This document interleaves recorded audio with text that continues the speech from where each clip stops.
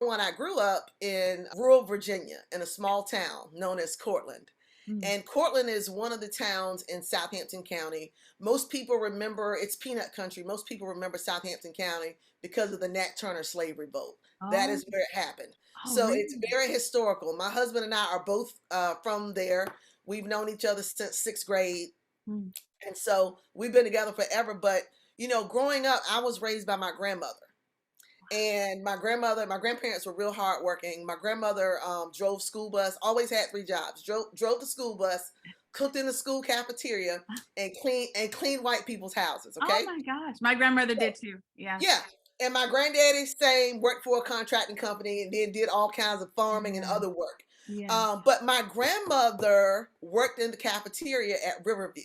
So it seems like Riverview, the Wow. school itself, has always been a part of my life. Number one, we lived less than a mile from the school. Wow. And all of my aunts and uncles, everybody I knew black, went Mm, to Riverview. mm. And so growing up, Riverview always felt like some, I don't know, black Ivy League. In my small house, education was a big thing. Mhm. And my grandma used to keep all of the yearbooks next to the Bible.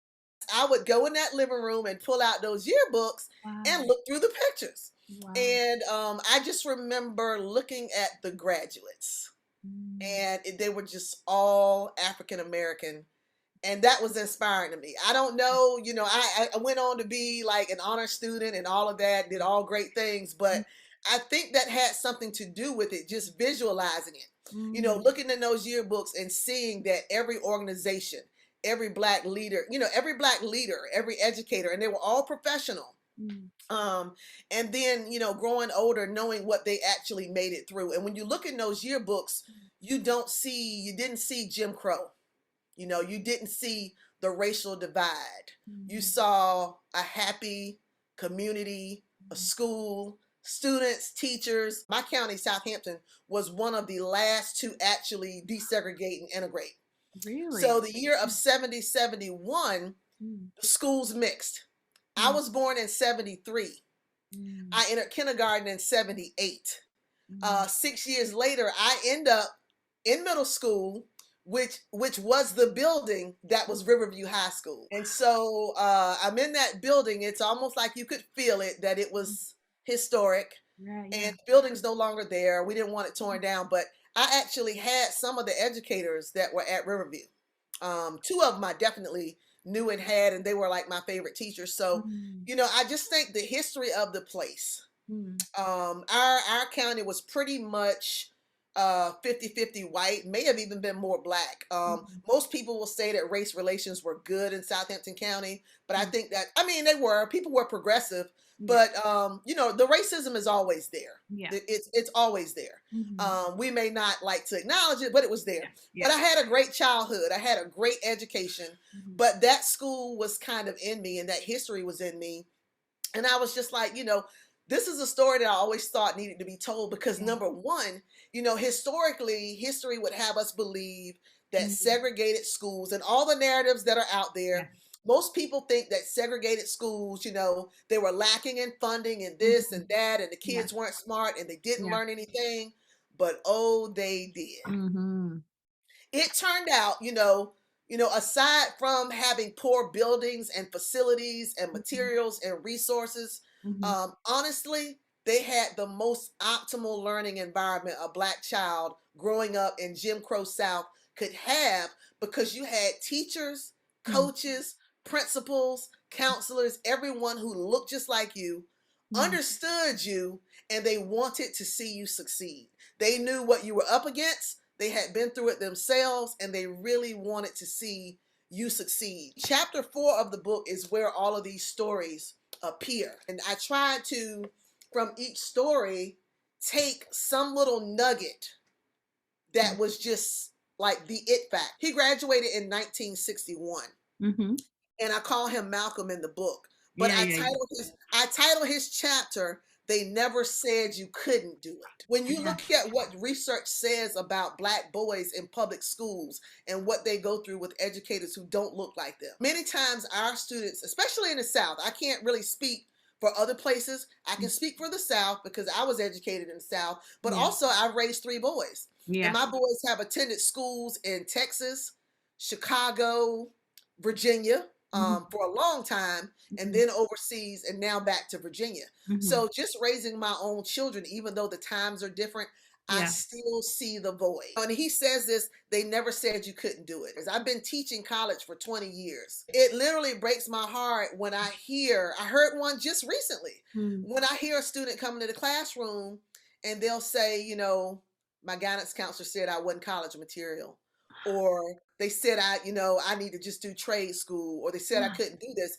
And I didn't experience it, Yeah. because even I went to integrated school, but I had a lot of those Black educators who came out of Mhm. segregated schools. So Yeah. I didn't necessarily experience that. I had a Black counselor, but I Mhm. remember when we came back to Northern Virginia with my son, who is actually probably one of the most academic capable of my Yeah. kids in terms Mhm. of, really being ambitious. But I remember we walked to his school in Northern Virginia, and Mhm. we were signing him up for classes, and we had a white counselor. This is like in 2014. Yeah. And we're like, he's taking physics. And Mm. she basically looks at us and says, that's a tough class. I don't know that he should jump right into it. And I'm Wow. looking at her saying, he can do it. And Yeah. he's saying, I can do it. And guess what? I dropped her as a counselor. Yes. Good I for you. found another counselor. He took physics and he did well in it. Yes, So exactly. this is the void that I know Mhm. that this research is important simply for that, because at the end of the day, these Black educators were doing what our children need today. So Yeah. there's that question, did integration or desegregation help us or hurt us? It Mm. helped us in terms of exposing our kids to more resources and more Yeah. opportunities. But Yes. it hurt us in the sense that we lost all of our Black educators. This participant came from Lorraine, class of 67. Mhm. Riverview High School. Yeah. It's in the interview, but I also mention it I closed the preface with this. When I interviewed her and she said this, it just really hit me. When you put Black and white children together, you can't just take time like the Black teachers used to do us. Just set aside an hour to just talk about life. We Mhm. lost that. No one gets to do that to them. That's gone. But with integration came the better schools with the computers, the labs, and all of those things that we didn't have. So the students have better opportunities. Mm. But that human element, that touch from that Black teacher to that Black child is gone. I Mm. had mostly Black teachers, Yeah. and I had many people who were of that era. And Mm. you felt it. You felt love. They pushed you. I would never have won that national essay contest Mm. without my teacher putting it in front of me, saying, Yeah. do this. And I'm still in contact with that teacher today. I had so many people like her from elementary school. I mean, there's so many stories. I Yeah. would never have been in our county's gifted program. I remember the gifted coordinator walked into our class, and it probably was like 82. Mm. And she came into my fourth grade classroom and asked for a single white female student. And my Black teacher asked her what for. Well, my teacher already knew she was the gifted coordinator. So she said, what are you requesting her for? And she said, for gifted testing. And I'll never forget these words. My Black teacher looked at the lady. She said, there are plenty other students in here who need to be tested for the gifted program. I was one of those people. Yes. And I never, the program, affords you so many different other opportunities Yeah. and exposure. But Yeah. when you think about how, and I don't know that we just get overlooked, Mm. and the single white female that she came to take out a class, I knew of them. I knew of their parents. They lived in the white neighborhood in our town. Yeah. And I knew this because my grandma had been selected to drive those kids to school personally. Yeah. Yes. But her dad worked at the paper mill. They were sort of upper echelon, had Yeah. more financial status. Mhm. But when you think about things like that, how our children go overlooked. Yeah. And the same way that happened for me, there's so many other kids out there that miss these opportunities because of how they look, because Mhm. of these intrinsic biases that people have about Black kids. I ended up being on a panel Yeah. for education here for the Yeah. county. It was really to talk about, CRT. And I Mm. was just getting ready to defend, but I got, invited to serve on this panel. I'm Yes. on the panel, and after the panel, a man comes up to me Mm. He grew up in this county, and he shared with me that his father, his white father, Mm. was one of the new teachers teaching when the school integrated. He and his sister connected with me, and after I put the book in the print, they both bought the book, they read it, they sent me like feedback.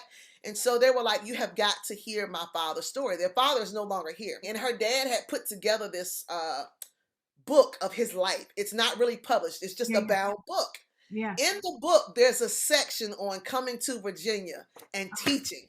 Oh So my when segregation was over, mm, her father was from Detroit, mm. and he saw that this school was getting ready to have an astronautical science class. He wanted Right. to teach it. So Yes. now he contacts the principal Yes. of the school. Yeah. I still remember it because the principal of the segregated, now newly integrated school Yes. was Mr. Bill Wright, who later became my principal. Oh my gosh, Okay? that's so cool. It is. So he gets to the school, and guess what they told him when he arrived in Virginia in Southampton County to Oh, teach science at this school? what Guess what they told him? what did they tell him? He said the first thing they told him was, the black kids cannot do STEM. And people want to know why I talk race all the time, Mm. because this is my frame of reference.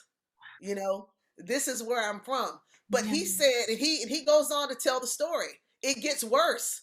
They Mm. told him the black kids could not learn STEM. He was from Detroit. He knew the black kids could learn STEM. But Mhm. what he didn't know was how racist and politically racist and socially racist Mhm. this county was going to be.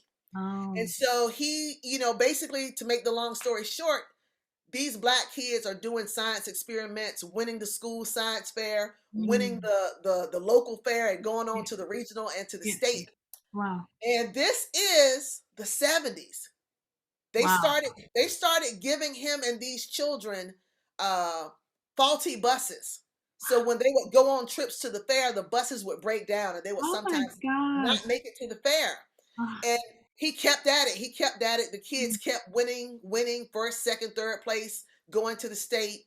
mm. And finally, he started to get messages from some of the white male students.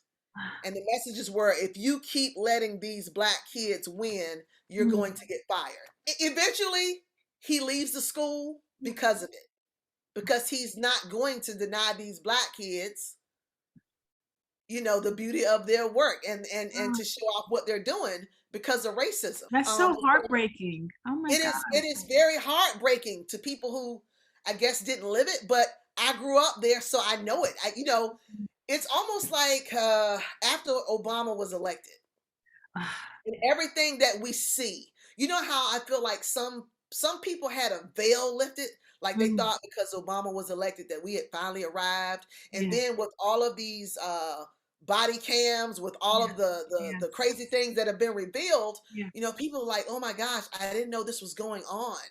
It's Mm. almost like when King was marching in Selma, Yes. and the rest of the world didn't know until they didn't really believe it until they Mm. saw it on TV. Yes, you're right. Yes. That's where we are. But see, we know it. Yes. Black people, we know it because we're living it. Mhm. Yeah. And black people in the South are really living it. And Mm. so I was not surprised at his story at all, but I was like, wow, this is an amen. This is a testimony. I'm gonna share that story, because so now what I'm doing is I'm hoping to write grants and get fellowships to be able to do more of the work. Oh, Because like I yeah. said, I could only interview. I really was only supposed to interview 12 people for this Yeah. project. Yeah, But yeah. I went 16 because I wanted to cover the full span of time. Like, Mhm. so I have a graduate who graduated as early as, I believe it's 1954. Wow. So the graduates go from 1954 all the way up to the last year in this school, Oh my 1970. And so they are in the book, mm. they appear that way. And Yeah. when you read the stories, you can see how the school grows. When Mm. they first started at Riverview, uh, there was no 12th grade. Mm. Students went to 11th grade, and after that, you just were done. You Yeah. got a job or you went to college. There was no guidance counselor in the school. So if Wow. students went to college that early, you were basically going on what you knew. Most Mm. of these students came from either sharecropping families or farming families. Mhm. Um, the black elite or the black professional during this time Mm. was the teacher, the educator, the Mm. principal. Wow. Uh, they were under they were under the administration of the white district. Mm. But this school, this, not just this school, many of these schools, Yeah. this school was pretty much the mecca for the black community Wow. because whether it was a sporting event, or drama, Mhm. one of the big things at Riverview was the choir. Of course, the athletics were Yeah. Yeah. off the chart, but one of the students talks about how just being on the team and getting the coaching, Mhm. from a black male. And another one talks about how the choir was everything. But I grew up singing in church. Oh, okay, yeah. I look, I went to a church on a little dirt road. They paved that road. After I left, the county is small, and we have a lot of black churches. Mhm. So this school, and church was everything for black folk. Yeah. And what I really reveal in the research is, which is not a surprise, Mhm.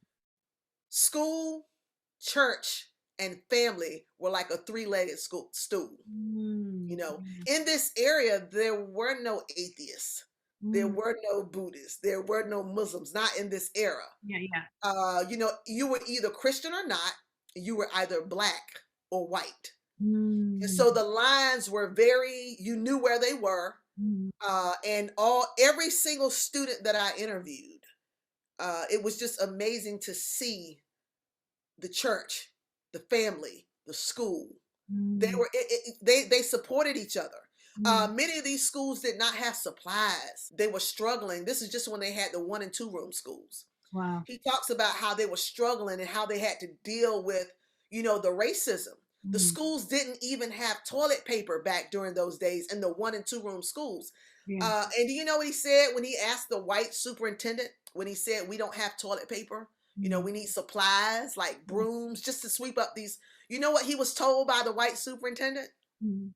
about the toilet paper? Yeah. Told him to use newspaper. These are the stories that I want to tell. Mm. These stories like point to so much of the racial injustice and how it continues and why it continues. And in spite of all the racism, the beauty of this story is they pressed on. They Yes. made it. Mhm. Many of these people, and I didn't even get to interview a lot of them, but because I Yeah, want to yeah. get more. But Yeah. these people, I have always thought this about them, that Mhm. they are walking, breathing, living black excellence. Yes. And it just comes through their pores, it's in their personality, the Mm. way they navigate life. Mhm. That phrase right there kept reappearing in the research, Mm. that these black teachers taught them how to navigate not only Jim Crow, but life. One of Wow. the people that I interviewed is a Native American tribal chief. Wow. That was a surprise that I got in doing the research. Yeah. Many of the people were Native American. And Wow. during this time, you couldn't even say you were Native American. Mm. Colored was colored. It included everybody. You Wow. couldn't say you were African American. You couldn't say you were Native. So Mm. those people were denied, their own identity. Mm. But even they said at this colored school, they Mm. were all one. Wow. They were all one. Mm. We have someone that went on to Duke. Almost 80% of these, maybe 90% of them who did go to college, they Mhm. went to HBCUs. So Mm. that affirms the need for HBCUs, Mhm. the prominence and the importance, of HBCUs, Mm. the legacy of it all. Yeah. Because they all, I mean, every single one of them have a story to tell. I could pick any Oh, one of these. And yes. the story, when you hear like what they triumphed over, Mm. it's just crazy. Kids Yeah. couldn't go to school on some days because they had to stay home and help on the farm. I had one Leroy came from a family of like, 12, 11 or 12 kids, maybe even been 13. Yeah. But they were living in a house that was owned by a white farmer. Mm. And a lot of times a white farmer would rent to a couple that had a lot of kids. So he said, the owner of the house told his father, I want your boys to work in my field. And Like it's like slavery all over again. exactly, that's kind of what sharecropping was, depending on where you were, you Yeah. know? And so his father was one of those African Americans who said, "No, my children are not going to work on your farm. They're going to get educated." Mm, Because that was the reason a lot of them couldn't get education. My mm, grandma was one of them. My yeah. grandmother's mother died, having her. She ended Mm, up living with her aunt and uncle, and she mm. was one of the oldest. And she literally didn't get. She only got to go to school on days that it rained, when you couldn't work in the field. And so that dream of education for her, it didn't happen. She went on the days it rained, and she was one of those that never finished. Wow. Went to Riverview, a little bit, but just couldn't finish. So there's, though a lot of those stories I did not capture. But this man made the decision, Leroy's family, that my kids are not going to do this. And Mm. guess what? The farmer put them out of the house. What, 12 to 13 kids? Yep. And then he said the family that he brought in after them Mm, had a large, number of children. All of those children worked that man's farm, mm. and only one of the children from that family graduated from Riverview, and that was the youngest one. This is what we have been through. And so when you see these people who, in spite of all of this, Mm, went on to do, even if it's live just a regular life and be a good citizen in the community, mhm. knowing what they faced, Yeah. and many of these people stayed in Southampton County. Mm, They become pastors, they become educators. Some of them have gone on to do government work. They have owned businesses. They're everything. They're mm. professors. There were a few PhDs in Yeah. this group. Pastors. I mean, just. But I found that a common thread was, number one, that Black excellence. Mm, Instilling that in their children. yes. But the bigger piece of it was they believe in community. They believe in giving back. They believe in reaching back and helping someone else. So many of them run organizations right now for community, for education, for empowerment. Mm, And they're doing it in a way that my generation is not even touching the surface on. wow. And so they blow my mind. They're like probably a group of my favorite people in the whole world, because when I look at them and I see, I get to teach a lot of kids, and I've taught a lot of different states. I've taught in South Carolina, Texas, Illinois, Virginia, overseas, Mhm, and I've seen all kinds of students. I've seen diverse groups. But when I look at them and when I look at students that I've been teaching for 20 years, I mm, know what is missing. mm, So many of them, and we said this kind of at the end of the interview. I yeah. tried to say this to each of them in the interview, even if they didn't recognize it. They Mm, were taking this experience that they got. I call it the Riverview experience, or the yeah. Black Segregated Education Experience.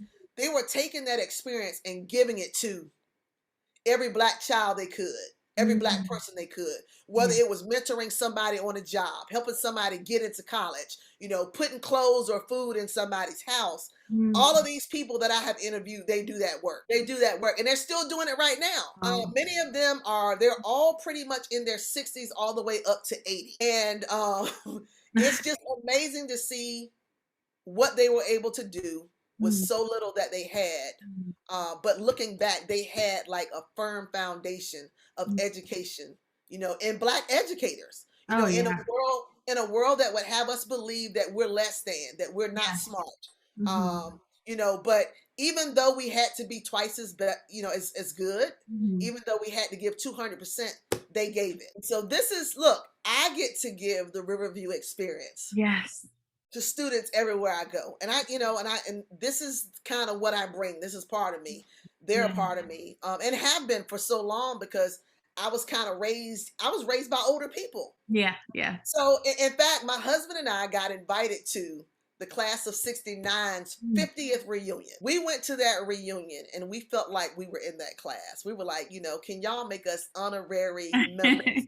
Because we felt so at home. Those are like our people. Mhm. And we've always kind of been older, wiser in a sense, Yes, to be able to fit into that generation. yes. But there was a judge in the room, a doctor in the room. There's like, professional athletes Mm. in the room. And when Yeah. you look at, they come from these humble, meager beginnings of Mm. Southampton County. And it's not just Southampton, it's all over the South, whether it's Yes.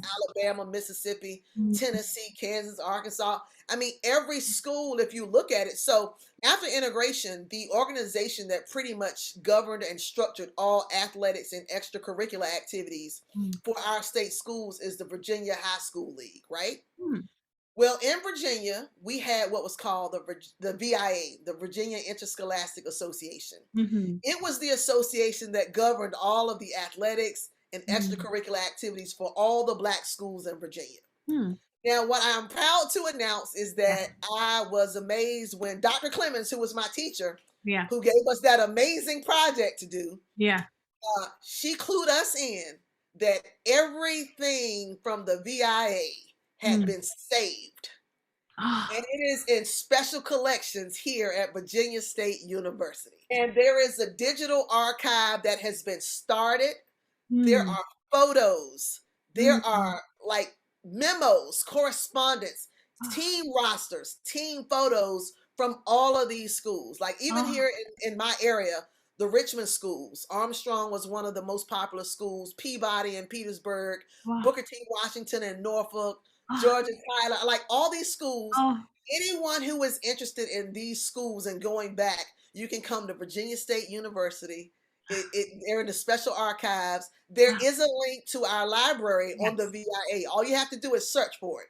Oh, And you yeah. can literally get in there and find any school. And I pulled up. So I told you I grew up 1 mile from the school. Yes. Now, one, two, three, four of the educators from principal to whatever lived within walking distance of me. Yeah. So I knew them.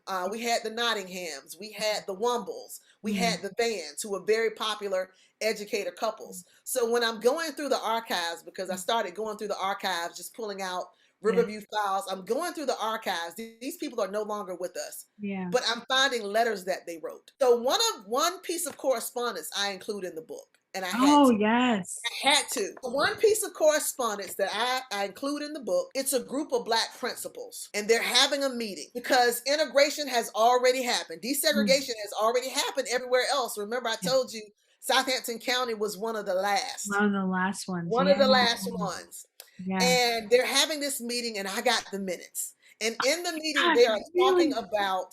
they're talking about what desegregation is going to do for the Black professional educator. Number one, we're going to integrate. Mm. Almost 70 to 80% of us are going to lose our job because they're not bringing us into the white schools, Right. Yes. right? Oh. So the Black teachers who went to the integrated schools were handpicked, you know, Mm. and thank God again for HBCUs because many of those educators who lost their jobs were able to go to St. Paul's. Many of them Oh, came to right. Virginia State, and I would almost bet my life on that's why Virginia State now has a strong education program because Mm. many of those people came here, and what they did was they gave them jobs and allowed them to teach and train teachers. But he was saying in here Mm. all the things that our students were going to lose. Not Mm. only were they going to lose their jobs and their place, Mm. Black men who had been principals would no longer be allowed to be principals. They would have to Oh. go back into classrooms. Oh. And that happened. A lot of our Black male educators had to go become coaches, Mm. PE teachers, Yeah, you're right. just not allowed in administration. But they talked Mm. about what our kids were going to lose culturally and socially once they, integrated. If you were a star athlete, at your Black school, Mm. or let's say an honor student, Yeah. in the honor society. Mm. There were many people's kids who were in the honor society at Riverview who, when they went to the integrated school, they lost all of that status. They lost their academic status. And Yeah. so many students who did integrate were bitter Mm. because they didn't get to carry that over. Talk about the racism that they experienced in the classroom. One of the teachers reported that he was told day one, the Black kids cannot learn STEM. And Wow. sadly to say, this was 1970, we're in 2023. There Mm. are still educators out there in public and private school systems who believe that Black kids cannot learn. And Mm. it's sad that we have to prove ourselves. Yeah. And I think what hurts me more than anything is I've been a very involved parent. And Mhm. if you've been afforded a certain type of status or whatever, when you have more, you can do more. Mhm. When you have more, you know more of what to do. And so when I look at many of our students who come from disadvantaged settings, Mm. they're product of younger parents who just don't know. And Yeah. these kids are literally in the school, falling through cracks, fending for themselves. Many of our Black boys are being thrown in special education who Mm. have no reason being there. It's almost like a domino effect. Mm. And no one comes to save us. One of the things that I point out in the research in chapter 2 Yeah. of the book is I talk about the legislation that has happened around education in America. I basically give the entire history of education in America. I had some critical issues that I wanted to address with this research, Yeah. and one of them was the widening achievement gaps Yes. that African Americans still face in various parts of the country, especially in rural areas. So that was like one critical issue. The Yeah. next critical issue was the lack of culturally relevant teaching for Black kids. Mm. They basically had built in culturally relevant teaching. Some of the participants said it just helped me. I loved walking into this school every day. When I Oh. walked into the school, I saw a woman or a man who looked just like me, and they Mm. were dressed. Men were dressed in suits and ties. It gave them something to aspire to. That was Gotcha. my second critical issue that I wanted to address. The fact that today our children, we don't even have that when we go to school. And the third issue that I wanted to address in education is the lack of a bona fide connection Mm. to the Black community. For example, Riverview was the Mecca. Mm. If they had a program, the entire community came. If they Yeah. had a baseball game, the entire community came. And many of these graduates, the participants reported that graduation at Riverview was like the event of the year.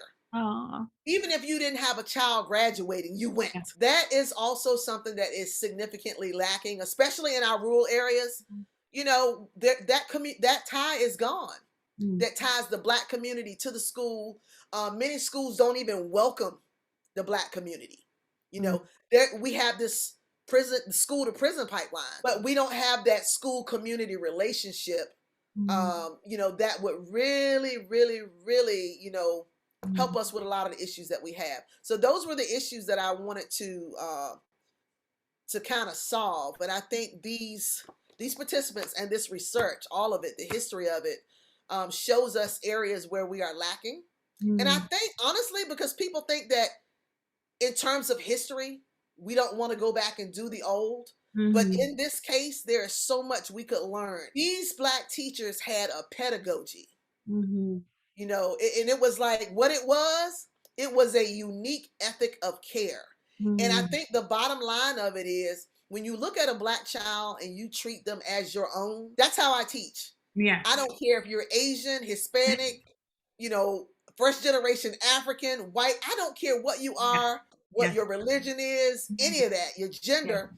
I treat everybody like they're mine. The Yes. advice that I'm going to give you is Yes. what I would give my child. The Mhm. time that I'm going to give you is what I would give my child. And Yes. that is what these students were getting in the Mm. Black segregated school. And Yes. that is what millions of Black kids Mm. have yet to see. There was another that also said they would not let you fail. Wow. Mm. That's it. To get a teacher that will not let you fail. Wow. That's what every child in America needs, not just the Black child, Oh, every yeah. child. I have three sons, ranging from 24 down to 14. And I Yeah. will say this, I will say this. Um, they have had some amazing teachers who were not Black. They have. Yes. They have had some amazing teachers who were not Black, Mm. but it was still not the same. Mm. It was just not the same. It's almost like you can't be capable if you don't have a frame of reference or a sense of what a child needs. Right. And a Black child needs to feel, number one, they're not going to learn anything. If a Black child feels like you don't care, Mm. that's half the battle in the classroom. Yeah. But when I don't care what level they're on, what they're back, I don't care how much exposure they've had. When a child finds out that you are genuinely concerned and you care about them, like they're your own, Mhm. there's nothing they won't do to rise up to that occasion, to achieve and to want to do better because it's confidence. Mhm. And so the other piece of the research was proving that black black students need that foundation and identity. And Mhm. so these students were having their identity affirmed. Yes. Even in Jim Crow, when the world is telling you you can't drink from this water fountain, you Mm, can't go to this bathroom. But they said when they came into this school every day, mm. it was like the whole world opened up. Even Oh, without a library in the oh beginning, my the God. That's whole so world opened up. that's so beautiful. Oh my gosh. This They is forgot all about racism when they walked into this school. Wouldn't is that be great if when our children walked ah, into a school, they could forget about what yes, was going on in the outside world? Wouldn't that be great? especially right now. Right, And I especially and right. I try not to get like, oh, try not to get Yeah, emotional about it, but it's with what emotional. yeah, with what's happening in our society right now with it's just, Textbooks, how we treat history, yeah, banning the books. And this is yeah, like it's like you're trying to we have worked so hard yeah, not to be included, but we have worked so hard just to make it, yeah, to survive. And yes, we have people who do not understand what that struggle was, and they do not understand that banning books that represent us or tell our story yeah, or excluding courses that lie about our history. They don't understand how that personally affects us, yes, hurts us, sets us all back as a nation. And yeah, like you say, it will bring tears to your yeah, eyes. But I was thinking about this just this morning because we're talking about this all on social media. yeah, And the only hope that I have, because you see it time and time again from Florida, even here in Virginia, they're yeah, trying to do away. And it's like it's you can't even comprehend it. yeah. Yeah, And the I even saw Nikki's name on the list. Yeah, they're all on the list. Nikki, Tony, Alice Walker. I mean, it Yeah, is insane. The Bluest Eye was one of the first Black books I read yeah, in high school, and mm, it helped me. yeah, Every Black child is struggling with identity in white America. yeah, We need to read books by us, for us, about us. But the only hope that I have is the hope that every slave had. yes, The hope that every person who came up through segregation and Jim Crow had. And that hope was that God will make a way somehow. yes, You give us the scraps, we're going to mhm, take that and make a quilt, as Nikki yeah, would say. yes, yes. You give us the peelings to the peaches, we're going to make a cobbler. You give us the parts of the hog that you don't want, and we're going to make it soul food. And I Yeah, just feel like, I feel like I'm getting to a point now where, you fight what you can fight. You stand up against and advocate for what you can advocate for. mhm, But we have to give our kids that hope. Like, I don't care if they take every one of these courses out in school. mhm, We're going to learn it because we're meant to learn it. yes, And they're and really they don't want their children to learn it. That's the whole thing. But yes, we know that eventually too, maybe, eventually their kids are going to get it too. If you don't do anything, thank, support, uplift, never tear down a Black woman. What we go through, and like we put everybody else first. We've yeah, been doing it historically. yeah, I was teaching them yesterday how Frederick Douglass's first wife sold all of her things so that he could be free. mm, Black women have been doing this mm, throughout the ages, and we're still doing it now. When you look at yeah, all of these in Virginia, anybody who's advocating for education right now, I'm in several groups. yeah, They're 98% women. Purposely thought about the title of this book. yeah, yeah, Carter G. Woodson's The Miseducation of the Negro. mhm, But I miss these people. I miss the idea of what happened at this school. A lot of people don't, we live in a different era now. So the word Negro, yeah, people cringe when they hear it, but yeah, they don't understand that that word was a word of respect and honor, that generation, they chose to be called that. mm, And so I honor them with this title. And mm, I hope that our children will learn that it's not a negative title. It's an affirming title. It's a title that we can learn from. It's an educational experience that needs to be documented, mhm, heard, yes, remembered, shared, because it's educating. You cannot move forward without knowing from whence you have come. That look, that's Sankofa right there. Yes. And they keep trying to move forward in schools without paying attention to the past. And why do you think that is? Do you think the root of that is shame, or the root of that is just a really intentional wanting to deceive about the past? I think it's a combination of all of it, honest. When you look at those scenes from the 60s, Yeah. King, the civil rights movement, if my parents and ancestors were in those pictures doing what they did to Black people, I would be ashamed. Yes. But the reality is that none of us were in that day and time. You know, we may have been connected to those people, but that's not who we are. Yes. And I think number one, a bigger piece of the question you just asked me is, why are we doing this? I think a bigger piece is ignorance. Yes. You know, I think 50% of it is ignorance. When you do not understand history, you have no need for this. You know, you will see this as a divisive concept. This is not a divisive concept. This is a unifying concept. Yes. When I meet a friend, you become my friend because you tell me who you are. I meet you there. I take on what matters to you. Yes. If it hurts you, it hurts me. If it makes you happy, I'm all about it. Yes. So when people tell me that my history is a divisive concept, how can you honestly say that and try to serve me? You know, how can you provide for me as a student, as a family in this community, when you refuse to acknowledge, you know, my past, my history? This is what I'm telling you is important to me, that you acknowledge this.